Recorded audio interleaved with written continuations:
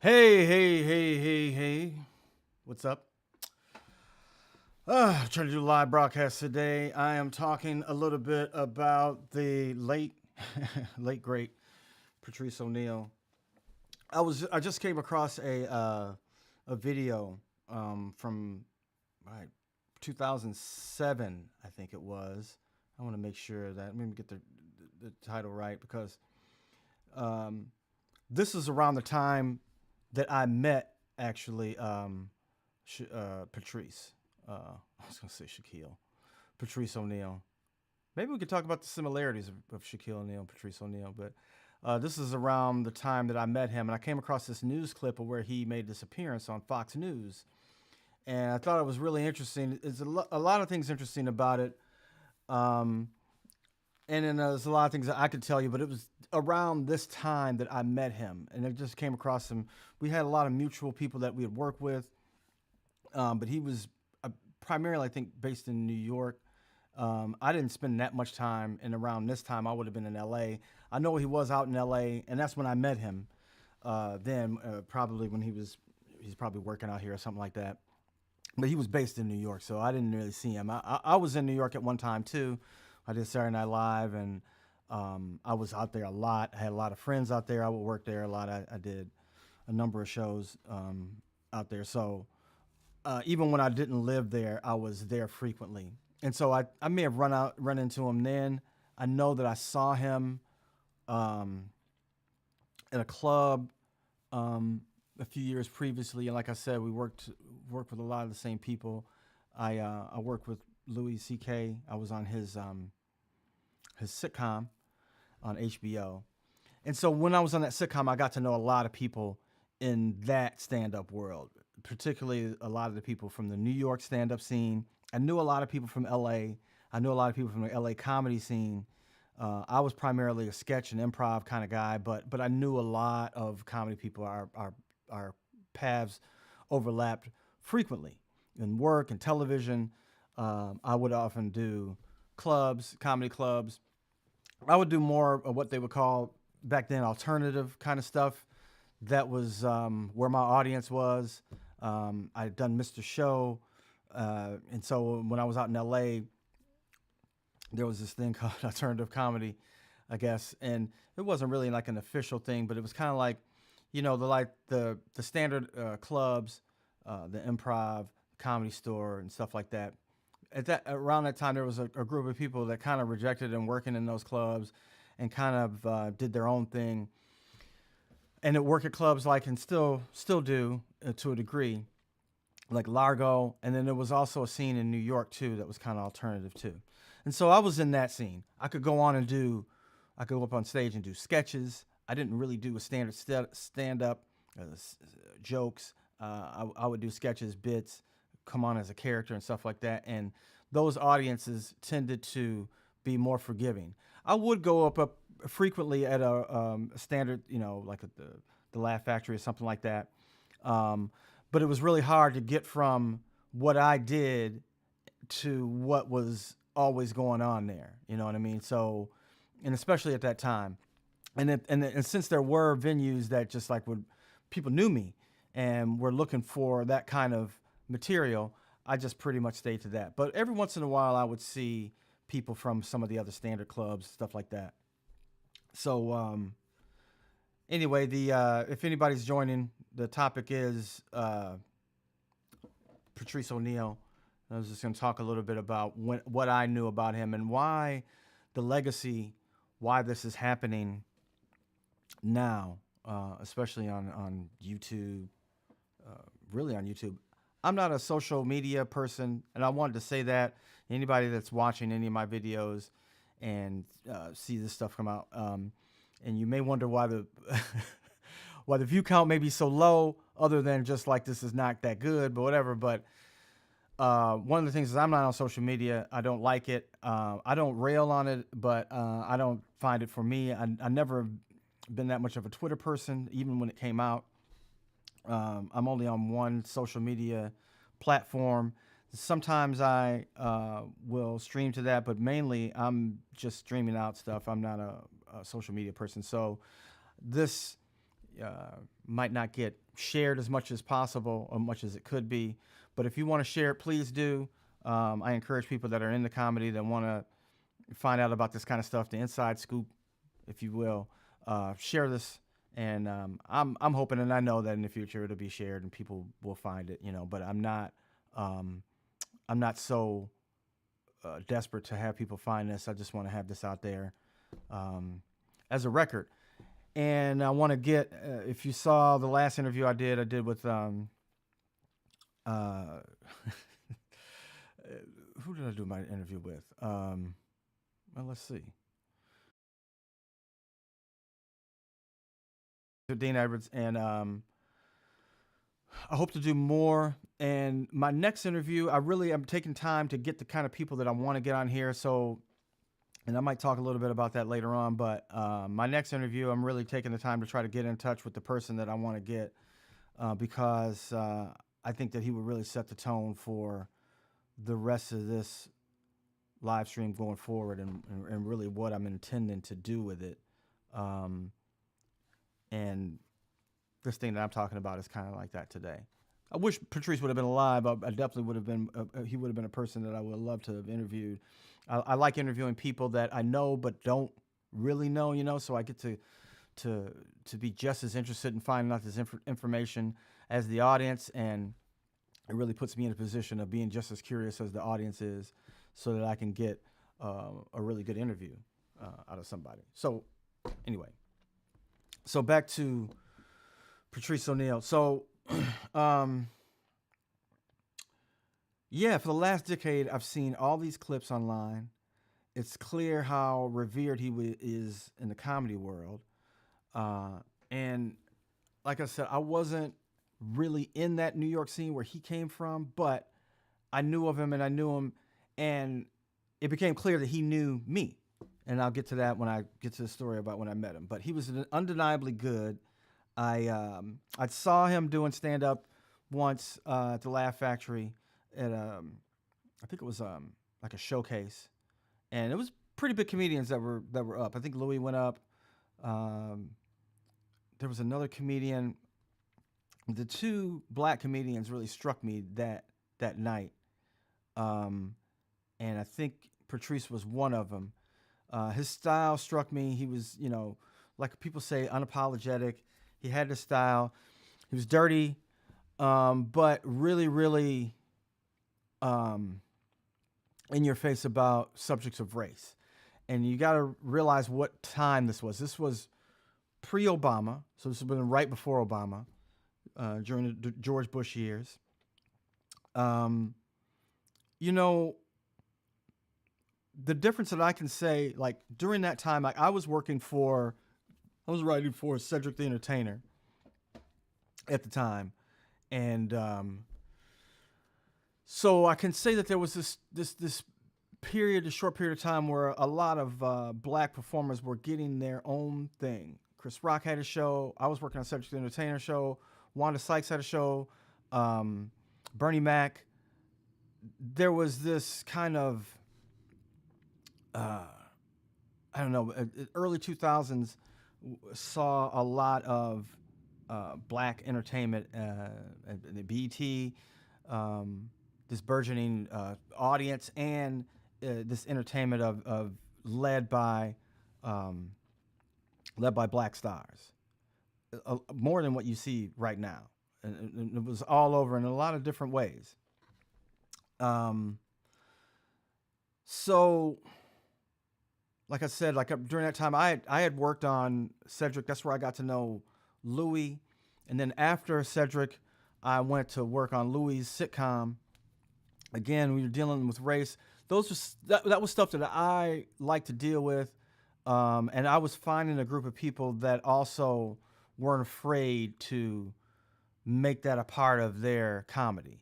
Chappelle was on, you know what I mean. So not too long after that, there was definitely a feeling that was going on, and it's definitely different from the way it is now. And Patrice, what struck me was how almost militant he was. I heard him talking to someone in the audience, and I think it's on Elephant in the Room, where he talked about his name, Patrice Lumumba. Lumumba is his, is his middle name. So he talked about how the tradition of where he came from, his mother and his sister and his aunts and his sisters, how they were really militant, pro-black militant, and it reflects in his name, and it reflected a lot in his comedy. But I think one of the things that happens now, what happened for the internet age, is that especially after he died, the cancel culture, that whole thing came to be. And so that he came to be a kind of marker,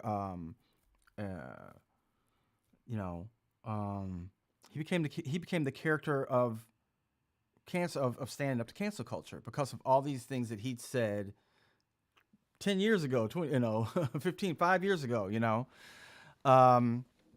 it seemed to be applicable at that time. And it's weird because there's so much of comedy has taken on this part of this cancel culture. And it's always been, I can tell you, there's always been a fight of comedians fighting with the public over things that they want to say.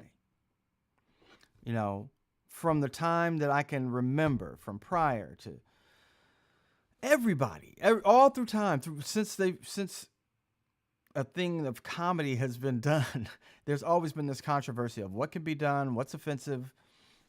It really has. People can say like early on, maybe the 30s or 40s or whatever, really when stand-up comedy was kind of invented, it was like a vaudeville kind of thing, with some man standing up telling you jokes. There's always been this line of, what you can say and what you can't say, what offends people. And he definitely played with that. But like I said, it was a different time. That discussion hadn't really entered the general discussion, the discussion of everything, of news. That discussion stayed in comedy or music, but it wasn't. You couldn't get canceled for just something that you said, because who would know what you said? There was no social media. So there was no cancel culture in that way, but cancel culture was only in terms of, and talked about in terms of artistic freedom, basically. Because that was the only way that people were really expressing themselves. And so we were the ones, comedians and maybe some musicians, were the ones that were dealing with anybody wanting to censor you. And even at that time, we weren't talking about the government censoring us. We're talking about people just not wanting to hear. So what you're hearing a lot from comedians, and what now and even then, is this lobbying to do what they want to do.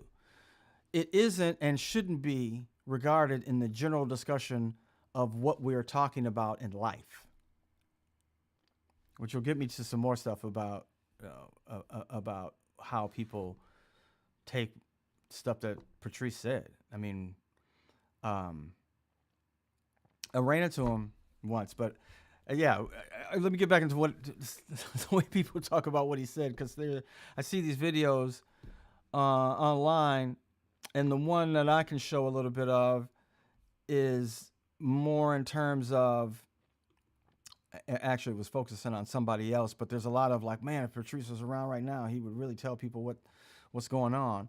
And a lot of it is him giving life on relationships, which is funny. So when I met him, probably around 2007, around the same time as this Hannity and Combs, and I'll explain all that. I met him after I'd done the Jimmy Kimmel show. And at that point in time, I was really like coming into my own. I'd done probably a sitcom or two, Not sure when this was, but I was on sitcoms. I was getting to be known. People would come and see me at clubs and stuff, so people knew who I was. And I was a guest, but I would think I was doing a bit on Jimmy Kimmel that night. I had a limo, and Jimmy Kimmel, the backstage was kind of like a bar area. I don't know if people remember when he first started doing the show, but it was almost like a club, and they would cut to sometimes the green room backstage area to see guests getting ready to come out, and you could like get drinks. They really did. They had a bartender, they had like video games back there, all kinds of stuff. So it was like this party atmosphere. And after the show, there would be people hanging around there. I actually would go there sometimes and hang out, but there were some girls hanging out. I was single at the time, it was a long time ago, and I had some friends with me, and I was like, hey, I got this limo. You girls, you wanna go to dinner? You know, it's a good lesson to any dudes that are watching this too. It wasn't creepy, it wasn't anything. And when they realized I was like, I just got a limo and I'm going to eat after this. I just want to like not be by ourselves. We could, it's like a party back here. You want to keep this going, but I don't know you. I don't care to see you ever again. Hadn't really looked at them. It wasn't creepy. It was just like, hey, you got some friends. You want to come along? And then they were like, well, we don't want to go in a limo, but yeah, we'll meet you out.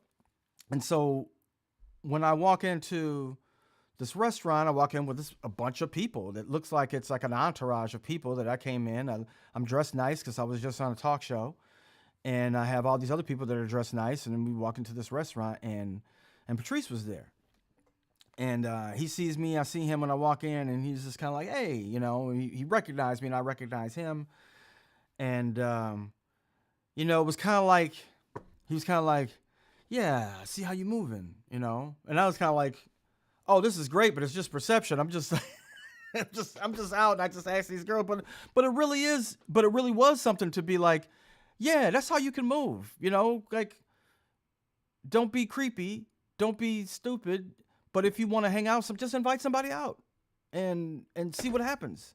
And that night we went out. I never saw those girls again. I don't know who they were.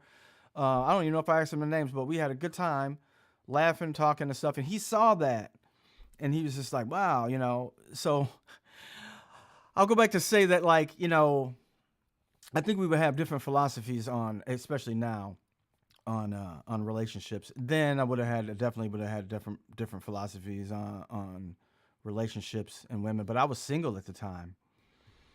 I don't know if he'd had the same opinions as he does now, or if his opinions would have changed, or if he'd have been influenced by social media, or if he'd have stayed the person that he is. He was engaged. He was in a long relationship with somebody. There's no telling. That kind of stuff like changes men. It changes you. So for all the people that are taking, all this stuff that he was saying about relationships and like, oh, this is, you have no idea how he would feel about that now. And I will say a lot of that stuff too, it's an act. It was a part of an act. It was a joke. You could tell like he could go on and on and on and talk on and on and on endlessly. And that really didn't have anything to do. I really wish we could hear what his fiance has to say about it, but it's an act. I wish I could remember the other comic's name that was in Boston, that was from Boston, that I saw that night. But yeah, so I think that the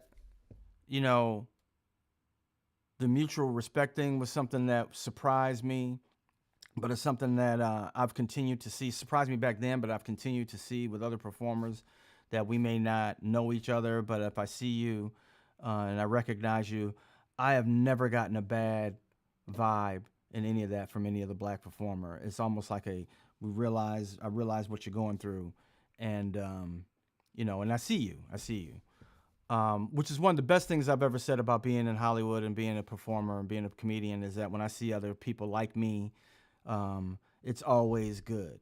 It's it's passed by people in the airport. It's a head nod. When I briefly talked to him, and it was like, yeah, I like what you're doing. I like you like your material. Hey, I like yours too. And what I think a lot of people are missing about a lot about his material was the the the radicalness of it, the black radicalness of it. You know, I mean, he always wanted to be fair, and that he wanted to say what he wanted, but a lot of his uh, free speech position was so that he could talk bad about white people, talk about how much he hated white people. And again, a lot of that was a joke too. But I think a lot of his position really predicated on comedy. You can see it. I want to look at a little bit of this Hannity and Combs debate. So here's the backstory. I forgot what year it was. This is 18 years ago. So yeah, it's 2007. So there was this guy named Don Imus who I got the wrong share. This guy Don Imus who had this radio. It was really a simulcast actually in the early 2000s, late 90s. It would come on MSNBC, but it was also his radio show. He was the worst. He's the stupidest fucking man ever. I'm sorry. He's dead also. Rest in peace, but I've never understood why he had a show. When I worked at Saturday Night Live, his radio show would come on at like 3 o'clock in the morning. And so, if I happened to be at the studio or 30 Rock, at 4 o'clock in the morning, if you're going home, Sunday morning or something like that, after the show, Don Imus would be on. And it was horrible. I never understood that show. It was boring, and it was just him droning and talking. And I remember Howard Stern hated him because you can watch, the whole history if you watch Howard Stern's movie. But he hated him. We're talking about how lousy Don Imus was. Well, Don Imus was old then. Old man who hung out on his ranch and did his radio show. I mean, that's not hard to explain how out of touch this dude was, but he was just an out of touch old dude, and would just ramble on his radio show. Never funny. I don't understand why anybody thought it was funny. So he ended up saying the Rutgers women's basketball team that year, I think they won the national championship, but it was the college tournament, NCAA tournament, women's tournament. And they were beating everybody, but they, like he says, they looked, actually at the time they just looked like like girls, like girl basketball players to me. But there was this controversy where he said they were some nappy headed hoes. You have to hear the way he said it to get the whole context of what was going on. But he called the team nappy headed hoes. Following Don Imus's comments on his radio show about the Rutgers University women's basketball team. Oh, some rough girls from Rutgers, man. They got tattoos and some hardcore hoes. That's some nappy-headed hoes there. Okay.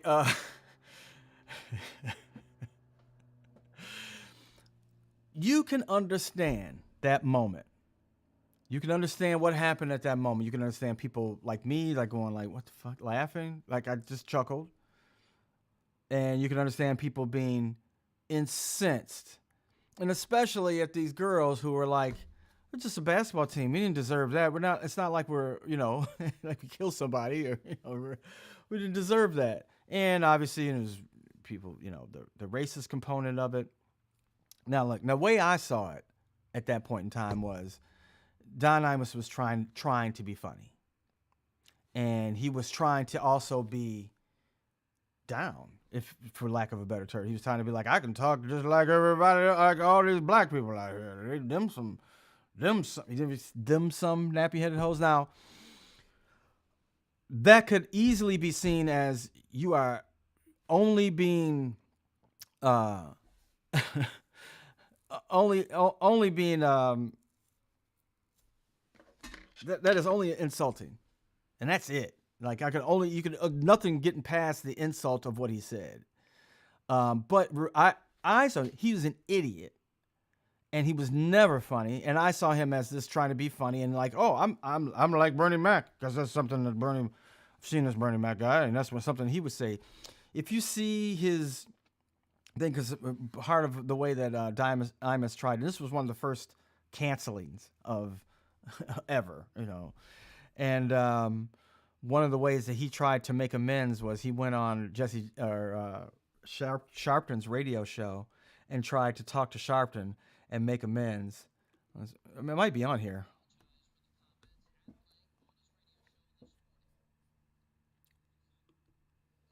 Did that. I'm embarrassed that I did that. I did a bad thing, but I'm a good person. And then okay, that's not the Jesse Jackson. The Jesse Jackson apology was like, I think at one point he said, let me see, it might be in here. He said, yeah, here it is. No, so I can't get any place with you people, no. But I can. Okay. It's like the old country song, God may forgive you, but I won't. Jesus may love you, but I don't. We so are I can't get any place with you people, but I can get someplace with Jesus. Who is you people, Mr. You and this woman I'm talking to. So he didn't make anything better when he went on Sharpton's radio show and tried to make it better. So this whole segment on Fox News was about the whole controversy, and they had Patrice on. Patrice happened to know Sean Hannity. You should know that Sean Hannity knows everybody. Sean Hannity is a entertainer first, and whatever politician, political figure second. Like, he knows everybody. Off the air, he's like, "Oh, you're great. You're wonderful. I don't care if you disagree with me or not." On the air, he's like, "Oh, you're terrible." Now, if you notice in this segment, he and Combs, this used to be Hannity and Combs, it used to be the liberal and the conservative on the same show, and they would take sides, whatever. In this one, both Hannity and Combs were kind of pushing that Imus should have been fired. And they had Patrice on, they have Armstrong Williams on, and funny enough, they have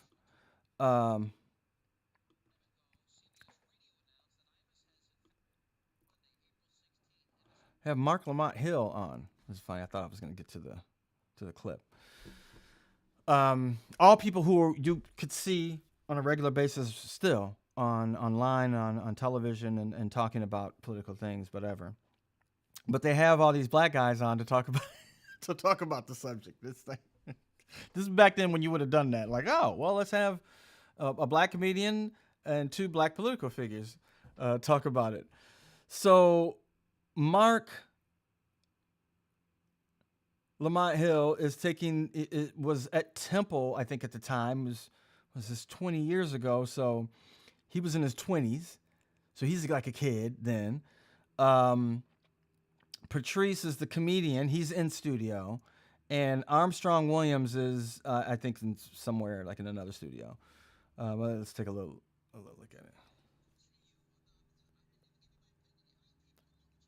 Okay, wait.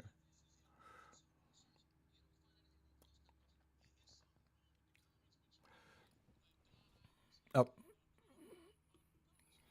sorry.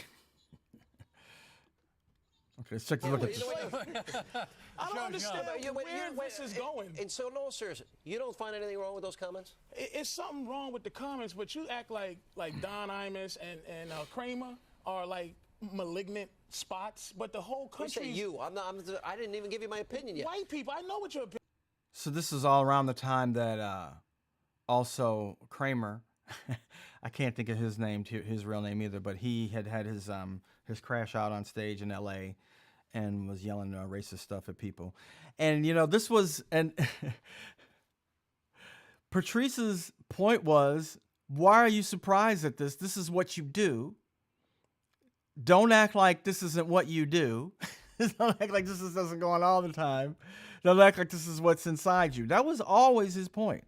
That was always his point about letting people talk. I'd rather know the real racist rather than you hiding it. And I'd rather be able to tell you how I feel about you. There was something to that other than they just get to say what they want. opinion, White Sean. people. Yes, and that whole thing you read was all like abhorrent. That's what NBC said. Outrage. That's Nobody worse. black is saying that. That's because they were. That's because those comments were abhorrent, and the reason why we have to defend these young women is because no one else will. The reason why we have to punish non-Imus is because if we don't stand up and speak out, no one else will, and comments like this will continue to be Dr. mainstream Hill, in public space. Well, what if this was your daughter?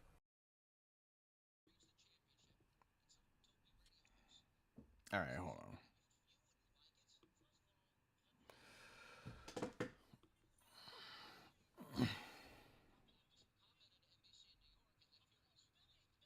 Okay. Now I have a screen playing in my ear. I can't stop it.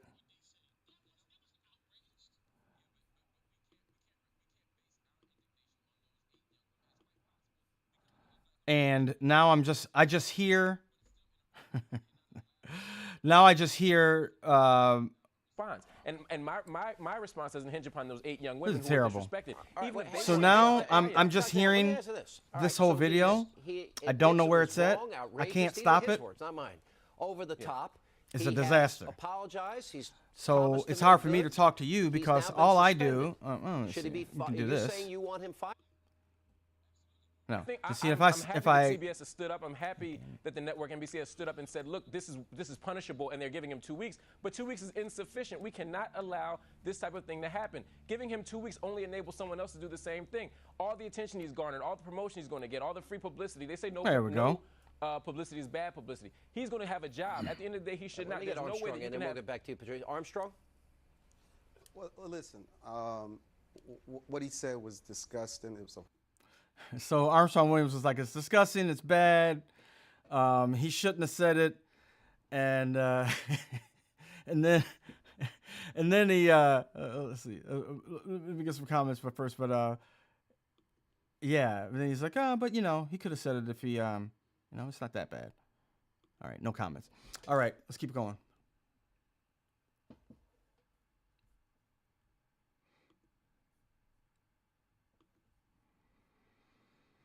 horror. It was terrible. It's very offensive. But the sad news is that this is what Don Imus does. He said things about Venus and Serena Williams. He said things about Gwen Ifill. He said things about others. Should he be talked about his fired? bosses. He's talked about Jews. He talks about everybody. This is what he does. Armstrong and Talon, welcome back to our show. Do you think it's appropriate May I finish? what I did not CBS? interrupt you. I did not interrupt you. May I finish? Thank you. I don't know why he was like so. Like Armstrong Williams was like really in his feelings that day for some reason. I don't know why, but yeah, he didn't want Alan Combs interrupting. It was a totally different dynamic back then. It just was different. Thank you. He talked about all these people. They have allowed this to go on. I don't believe in censorship. I believe in the ultimate freedom of speech. I think the marketplace should decide. Certainly, CBS Radio and everyone else has a right to suspend him, to send a message that after many warnings, they will not tolerate this any longer. That used to be the, and Armstrong Williams is the conservative point of view on this, and that used to be the kind of the thing of like, yeah, I don't believe in censorship, but a private company has the right to do what they want. That was his position back then. I would bet you that he doesn't think that now. I bet you he would say like no company doesn't have a right to fire somebody because of their opinion. But But firing him, and then the other thing we're doing, we're setting another precedent. Don Imus is not the only shock jock who use this kind of terminology and these racist remarks. There are other people that use it. You set a dangerous precedent when you say that someone like Don Imus should be fired, because there are a lot of people out there who happen not to look like Don Imus. It's easy to fire people Armstrong, like Don hold Imus on. and Savage and others, we but get we into got to hold question. everybody to the same standard. What's the We plan? must Then let's establish do that. what is the What's the standard. plan? Let's ask a simple Let's question. fire anyone who What's makes the racist plan? remarks. Dr. Imus is fired. Let's fire all of them. Hold on, Armstrong. Let's fire all of them then. I have no Alright. problem And with then that. what? Are you offended? I'm not a because You're I'm not a first of all, nobody except for me and the good doctors under 60, and none of you know what funny is. Like Yeah. the doctor. Was that fun? Was it funny what I To said? say funny to me. nappy-headed Was it hoe funny? is hilarious. hilarious. But in Well, that's context tragic. of Hold on. context of a comic, you should be able to explore any word. That's the thing. Is like Don. That was the confusing thing. Was he a comedian? Was he a political commentator? A radio host? I can tell you that he was never ever funny, but he was trying to be funny, and the whole situation is hilarious. I'm sorry, it just was. Just dude trying to say something, and then saying nappy-headed hoes, and everybody getting mad at him, and him trying to get out of it by saying "you people" on Al Sharpton's radio show was hilarious. The whole thing was hilarious. But he's talking about it in context of comedians, and comedians always say that. Comedians always, it's like, as a comedian. Well, everybody's not. We're not always supposed to be doing comedy. Everything's not a comedy show, you know. Words you want to say, he messed up. Would it be different if a black person said it? Of course, I can say nappy-headed hoe all day. But right. I want to be able to call white girls straight-headed hoes anytime I feel like Right. it. Anytime. And would you? Of course. And should you be punished for it? Of course not. Right. So, Dr. Hill, are we overreacting here? I mean, look, what he said was inappropriate, was wrong. He's apologized. At what point do we say, okay, how about a little forgiveness? He's, been contrite. He went on Reverend Sharpton's show today. He realizes he did wrong. Do we keep punishing the guy? He's crying. Well, first let me say I didn't find him contrite on Reverend Sharpton's show. I found him arrogant. I found him somewhat belligerent. What do you want? You want blood? And his "you people" comment to me really underscored the fact that he's not all that apologetic, and that deep beneath him is a severe character flaw that's directly connected. We all have to character flaws. Doctor, do you think... Absolutely. And if your character flaws were uttered in such a way that they cause severe abuse to people in full public view on a daily basis, which some may argue. Do you know that anybody was really abused here? here? Was anybody really abused here? Absolutely. I think that's where we need to look at black women in their particular position in America. When they're referred to as hoes, when they're referred to as the B word on a constant basis, we need to challenge that. Not just when it comes from Don Imus, when it comes from anyone. All right, but in now, this particular instance, it was coming from him. dude? But listen, if we start challenging that word, right, and we start to try to ban the word nigga and ban the word nappy-headed hoes, right, let me ask you, how? Who's going to suffer in the long run? It ain't going to be white people. You don't say nappy-headed hoe on a regular basis in the street. I might. I say hoe, maybe not nappy. That's something new, something new for me.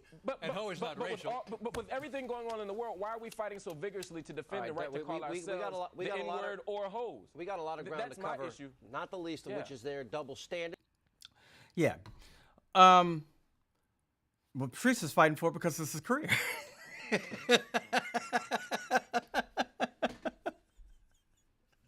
Because I do it for my job. That's why I'm fighting for it. So everybody should know that. I'm not fighting for you necessarily to say that. No. I'm fighting for me to be able to say it because I say it for a career and I want to be able to say it. But, I really would like to get some other comedians on to talk about that kind of thing. I think it's really, I think you don't get to enough of a variety of comedians who are talking about what they can say and why they can say it and everything that involves in that, because I've been through that in every way possible. And that is from each side of the political spectrum, from every kind of group, every kind of, self-interest group that there is. I have caught hell from Michael Jackson fans.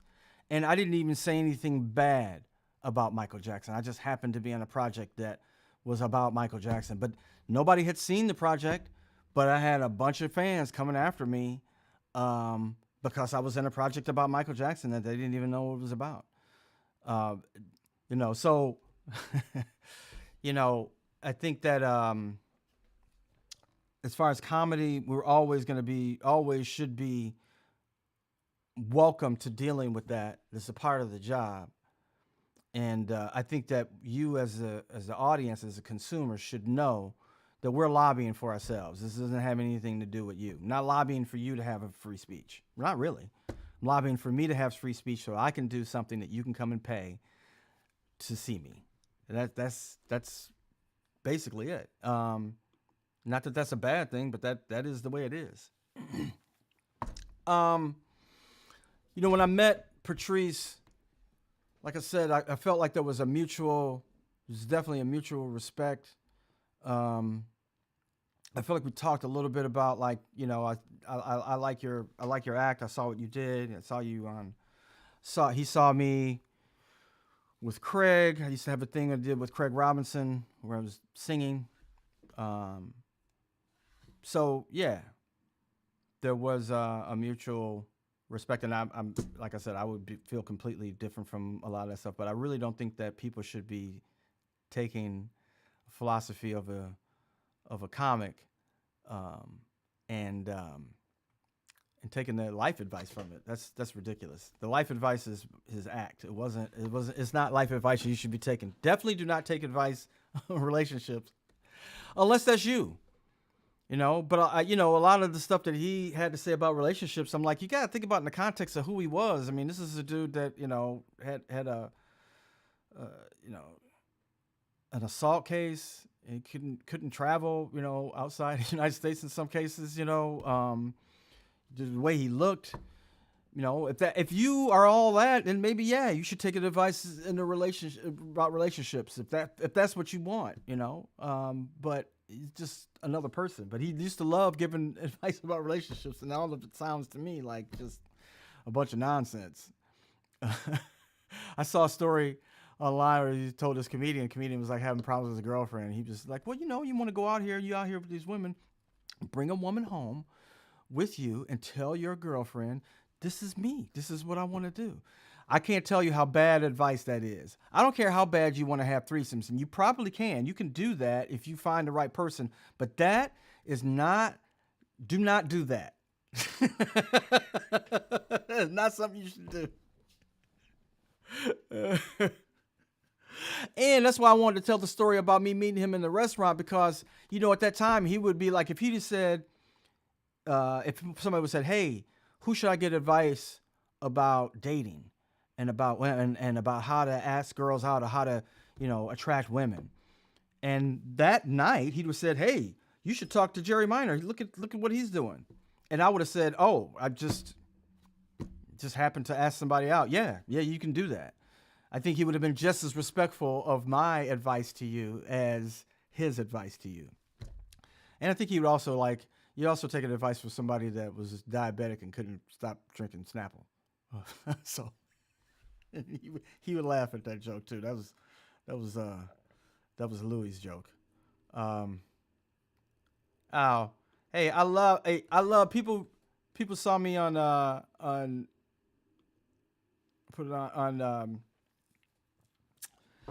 Delocated. It was one of my favorite shows. I really wish that they would have kept doing it. I got killed on it. They did keep doing it. I really wish I'd have kept doing it. I talk to John frequently. He's another guest that I want to have. We can talk about a lot of stuff that he did. It was just a fun, crazy show to do. I mean, I wonder if you could still do shows like that. I mean, it was Adult Swim, but man, it was fun to do. It was kind of hard for me because I used to go to New York. I had to dye my hair blonde. People should know that we came up with that character the day before I was supposed to come out to New York to do it. I think it was a different character that they had written. John, the star of the show, was also the creator of it, and he and this producer John Lee came up with this character, and we were talking about it. I think I auditioned online, and he was talking about it. I was about to fly out, and he was just like, hey, you know, we got this idea the day before I was about to fly out. What if he was blonde? We came with this idea about him being the black blonde and the whole story. He put down. I was just like, all right. It was like, okay, well, you got to go get your hair dyed now, today. So I went and got my hair dyed, not even thinking about what that would do or whatever.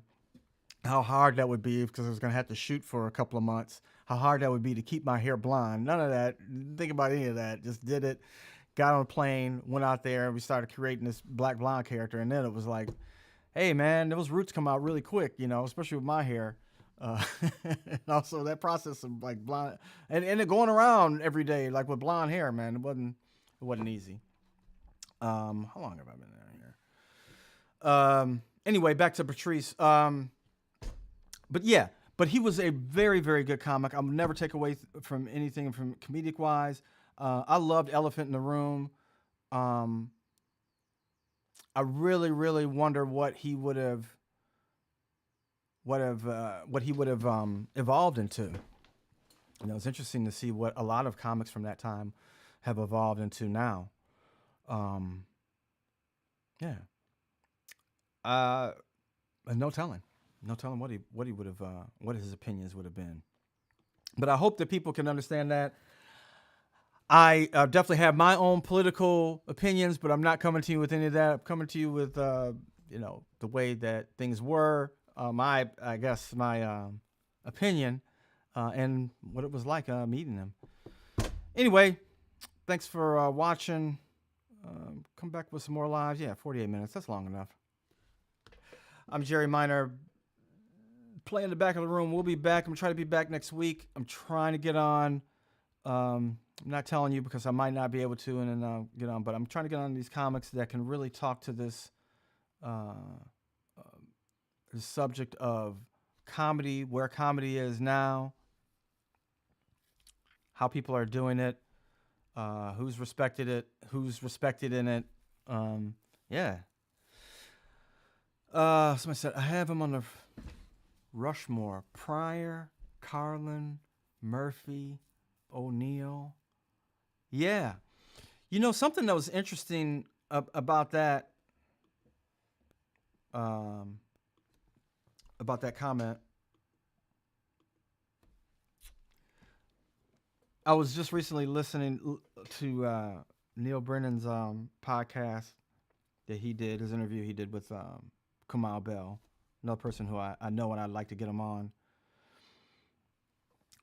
And they were talking about legacy and what that means. And now you're seeing something different with this, but how much legacy really means. And they were talking about Cosby and his legacy and what that really means now, how quickly we forget things now more than we used to. Now, we used to have, I grew up with I Love Lucy reruns. I was very familiar with her, but she wasn't really doing it. Every once in a while, you might see her pop up on a talk show or something like that, but she wasn't really active like that. But to me, I knew her. I knew her career. It's not like that anymore. You don't see reruns that much. And I can't even tell you. They were saying, I can't tell you the last time I listened to a Pryor record, probably not that long ago, but definitely Carlin. And I'm a comedian. So to me, yes, there's a legacy for those people. I remember them, but I can tell you right now, I can think of how many comedians can I think of where I'm like, man, I really, really respected him, and I can't tell you the last time I saw him. So legacy is something that I think that when we talk about it is really like, it's overstated. I think that, especially with pop culture, 50 years from now, I don't even know if we'll even be thinking about a lot of this stuff and these people anymore. But now we think of it as it's always going to be a legacy, and people are going to remember it, and they're always going to think of this stuff as funny. And it just don't work that way. And it's hard for me as a comedian to come to the reality of that, but it is. But yes, I would have said that my favorite was Richard Pryor, and it always was just because of his vulnerability on stage and the way that he talked about being vulnerable. There is an interview that was done with him. He's at the back of the Comedy Store, and it is, I forgot which album it's on, but it's probably on a reissue of one of his comedy records. It might be Sunset Strip. But yeah, there's a little interview on it of him talking about how perhaps YouTube is the legacy of these greats. Yeah, the legacy. Yeah, now you can actually see people, so that's true. You could always buy people's albums and stuff like that, but I think what you'll continue to see is this new comedy coming out on YouTube, and then you'll always have people who want to look back and see what was in the past. But anyway, Pryor, yeah, I mean, he was just like my first really introduction into professional comedy, my first thought of like a stand-up comic and him on his own, but then for me, I also grew up, Peter Sellers is not a comedian, but for me, that's a hero because it's more of what I do. I'm a comedic actor, and reading about him, I guess he was a terrible person, but people don't necessarily consider him a comedian, but he did comedy. Maybe a handful of other things he did other than comedy, but he was a comedian, and he was even a traditional comedian. He did comedic acts. He had an act with a dual act. Sellers, was it Peter Cook? Yeah. So, he was a comedian, but doesn't have the stand-up, lexicon or whatever that you can put on YouTube, and we don't know of him like that. But he does have a filmography that's outstanding. So, there's different ways to judge different comedians. And yeah, I used to really revere him, Eddie Murphy. I will say Eddie Murphy was really what got me to doing comedy, because Pryor was my first exposure, but Eddie Murphy was my first, like, as a teenager, watching him to think, oh, I could be doing this, and it really spoke to my generation. It just really spoke to me. I was of the age that first and second comedy special really spoke to me and inspired me to do what I do. I think Carlin was, for me, a little bit later, although I always really liked him, but I started to like him more in the sense was when I started doing stuff like at Second City, and I started doing political kind of stuff. Then I started to really appreciate what he did. And then in later years, I didn't say political. He was more social. Like, he was more of a social critic than a political critic. Although he would criticize some things that were currently happening in politics. But what really, really got him, and he came off as kind of a curmudgeon later on, was the social stuff. But again, I haven't listened to a lot of that stuff in a long time. Maybe I should. And I don't even know how funny I would, I would take it. A lot of stuff doesn't hold up. I don't think anything from Lenny Bruce holds up. But anyway, yeah, maybe YouTube is the way, people find things. That's why I want to keep putting stuff on. I mean, the only thing you can find on me is somebody's fucking my lady, and that was pre-viral. Well, not pre-viral. Yeah, pre-viral videos, pre-social media. But it still goes around. Yeah. Maybe so. I don't know. Anyway, that's it. Thanks for watching. I'm going to be back Thursday, Horatio. Hopefully within this week, I'll be back with another guest with another one-on-one, playing the back of the room. Come back, check out my Substack, all that stuff. Great to hear from you, Glenn. See you again. How do I get out of here? I don't know.